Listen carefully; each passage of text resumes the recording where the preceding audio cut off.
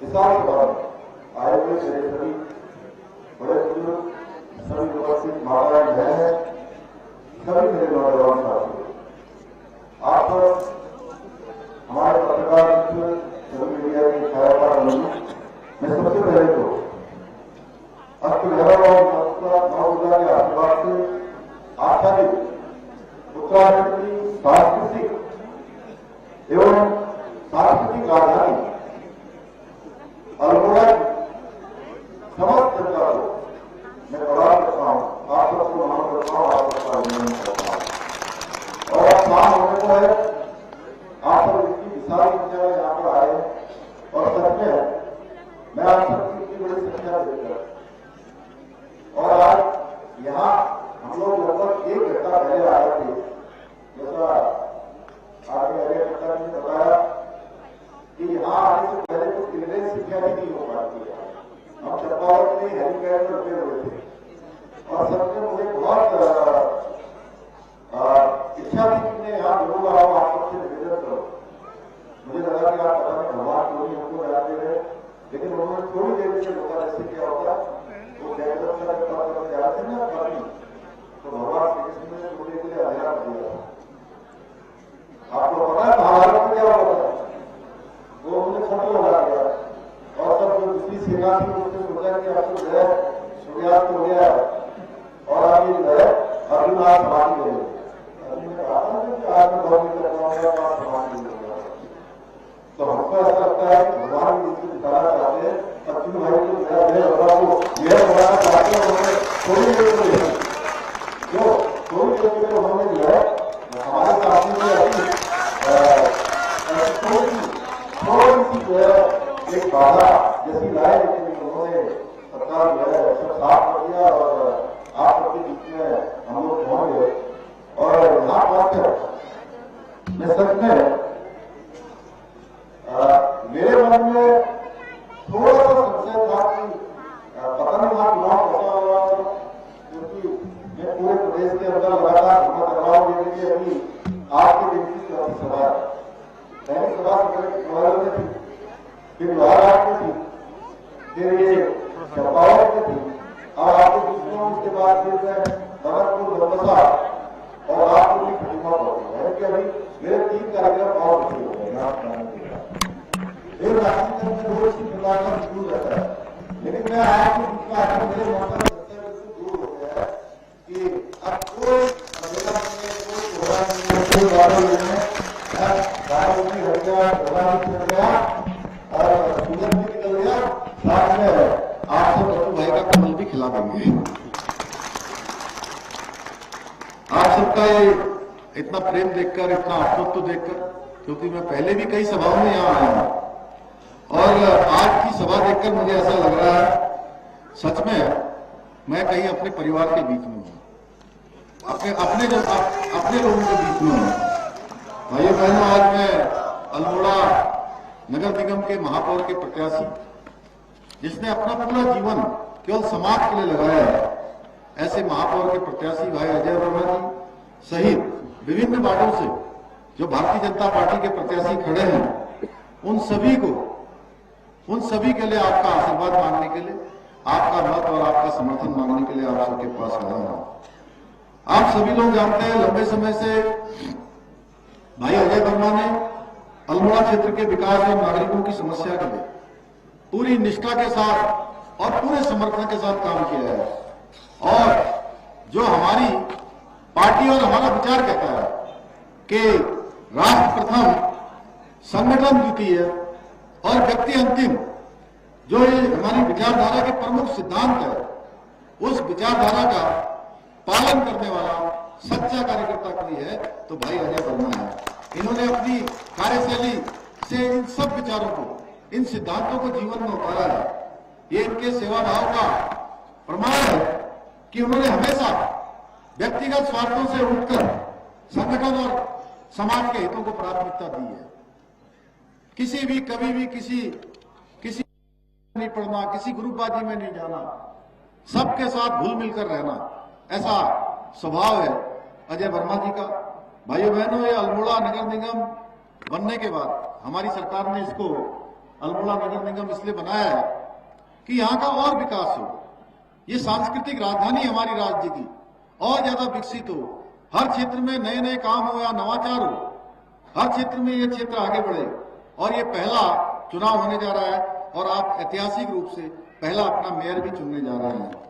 आपने कांग्रेस को यहां से बरसों बरसों तक मौका दिया है, लेकिन उन्होंने कभी भी अल्मोड़ा के विकास के लिए कोई गंभीरता नहीं दिखाई, जो गंभीरता दिखाई जानी चाहिए थी। जबकि भाजपा सरकार ने अल्मोड़ा के विकास को प्राथमिकता देते हुए इसे नगर पालिका से नगर निगम में उच्चीकृत करने का काम किया है। अब ये चुनाव आप सभी के लिए बहुत महत्वपूर्ण चुनाव है। अल्मोड़ा के विकास को गति प्रदान करने का एक स्वर्णिम अवसर है जो आप सबके समक्ष आया है कि आपने इसको गति देनी है, इसको प्रगति की ओर ले जाना है, इसको उन्नति की ओर ले जाना है। इसलिए मैं आप सबसे ये निवेदन करने के लिए आया हूं कि 23 जनवरी को आपने अजय वर्मा जी सहित सभी भाजपा प्रत्याशियों को जिताकर मेयर भी बनाना है, मेयर के साथ पूरी टीम भी बनानी है। और मैं हर जगह ट्रिपल इंजन कह रहा हूं, लेकिन मैं अल्मोड़ा में ट्रिपल इंजन नहीं कह रहा हूं। क्योंकि ट्रिपल इंजन इसलिए नहीं कह रहा हूं कि पिछले विधानसभा चुनाव में अल्मोड़ा जीते होते तो मैं ट्रिपल इंजन कहता, लेकिन इस बार आप लोगों ने उस गलती को नहीं दोहराना है। जो गलती पहले हुई है उस गलती को सुधार करना है। अभी ट्रिपल इंजन तो नहीं, लेकिन यहां डबल इंजन जरूर लगाना है।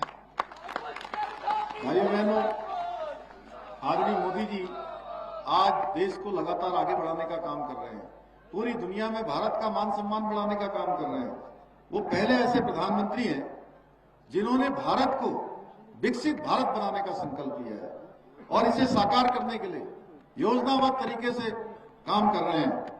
उन्हीं के मार्गदर्शन में, उन्हीं के सहयोग से उत्तराखंड के अंदर भी हम उत्तराखंड को एक विकसित और आत्मनिर्भर उत्तराखंड बनाने के लिए निरंतर प्रयास कर रहे हैं। मुझे ये बताते हुए खुशी हो रही है कि आज उत्तराखंड देश के कई क्षेत्रों में अग्रणी राज्य बन के उभर रहा है। जहां एक और इस वर्ष की नीति आयोग की रिपोर्ट में, जो नीति आयोग सतत विकास के लक्ष्यों को प्राप्त करने के लिए एक पूरे वर्ष भर की सभी राज्यों की रिपोर्ट बनाता है, आप सबको जानकर खुशी होगी। उस रिपोर्ट में उत्तराखंड राज्य हमारा देश के सभी राज्यों में पहले पायदान पर आया है। भाइयों बहनों, पहले नंबर पर उत्तराखंड आया है। वहीं दूसरी ओर युवाओं को, नौजवानों को रोजगार देने के मामले में भी हम अग्रणी राज्य के रूप में उभर कर सामने आए हैं। एक वर्ष में हमने बेरोजगारी दर में 4.4% की कमी लाने में सफलता प्राप्त की है, जो राष्ट्रीय औसत से भी ज्यादा है। इसके साथ ही आप सबको ध्यान होगा 2022 के चुनाव में हमने देवभूमि उत्तराखंड की जनता के साथ एक वायदा किया था कि हमारी सरकार बनते ही हम प्रदेश में रहने वाले सभी लोगों के लिए हम एक समान कानून बनाएंगे। चाहे कोई किसी जाति का होगा, किसी पंथ का होगा, किसी वर्ग का होगा, किसी समुदाय का होगा, देवभूमि में अगर निवास करता है तो आप देवभूमि के अंदर सबके लिए एक समान कानून लागू होगा। भाइयों बहनों, और ये हमने समान नागरिक संहिता का विधेयक बना दिया है और इसी महीने हम इसको लागू करने जा रहे हैं।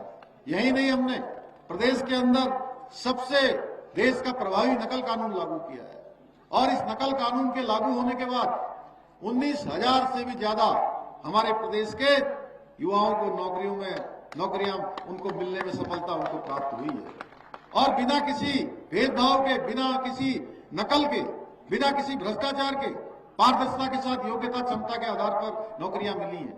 अभी अभी पीसीएस परीक्षा का परिणाम आया है। अल्मोड़ा जनपद से भी हमारे पीसीएस परीक्षा में उत्तीर्ण हुए हैं। बागेश्वर से भी हमारे कई लोगों का चयन हुआ है। पिथौरागढ़, चंपावत से मैं अभी आ रहा हूं, 10 के लगभग हमारे वहां के बेटे बेटियों को चयन का अवसर मिला है। उत्तराखंड का कोई ऐसा जिला नहीं है जहां से पीसीएस परीक्षा में स्थान प्राप्त न किया हो, उनका चयन न हुआ हो। भाइयों बहनों, हमारी सरकार प्रदेश के प्रत्येक वर्ग की हित को ध्यान में रखते हुए नीतियां बनाने का हमने प्रयास किया है। हमने मातृशक्ति के लिए, महिलाओं के लिए 30% का क्षैतिज आरक्षण हमने विधेयक लाकर उसका प्रावधान कर दिया है। हमारे राज्य आंदोलनकारियों के लिए 10% का हमने विधानसभा में विधेयक लाकर सरकारी नौकरियों में यह भी प्रावधान कर दिया है। इसके साथ ही हमने प्रदेश में महालक्ष्मी किट योजना, लखपति दीदी योजना उत्तराखंड, आयुष्मान योजना, वृद्धा पेंशन योजना, गरीब परिवारों को साल में 3 मुफ्त के सिलेंडर रिफिल करने वाली योजना, होम स्टे योजना जैसी अनेक योजनाएं जो प्रदेश में गरीब कल्याण के साथ साथ स्वरोजगार को भी बढ़ावा देने का हमने प्रयास लगातार किया है। भाइयों बहनों, जहां ये अल्मोड़ा हमारी सांस्कृतिक राजधानी है, मैं बताना चाहता हूं कि प्रदेश के अंदर हमने देवभूमि के विकास के साथ साथ देवभूमि की सांस्कृतिक मूल्य और यहाँ की डेमोग्राफी को सुरक्षित रखने के लिए भी कई कठोर कदम उठाए हैं। जहां हमने एक लैंड जिहाद के खिलाफ अभियान चलाकर 5,500 एकड़ से भी अधिक जमीन अतिक्रमण से मुक्त करवाई है, यानी कि जो कब्जे में थी उस जमीन को हमने कब्जे से मुक्त कराई है। कहीं नीली चादर, कहीं पीली चादर, कहीं हरी चादर। भाइयों बहनों, हमने इसके खिलाफ सख्त अभियान चलाया है। प्रदेश की सरकारी भूमि पर अब इस प्रकार का कोई कब्जा नहीं होगा। यह अभियान हमारा निरंतर रूप से आगे भी चलता रहेगा। वहीं हमने प्रदेश के अंदर दंगे रोकने के लिए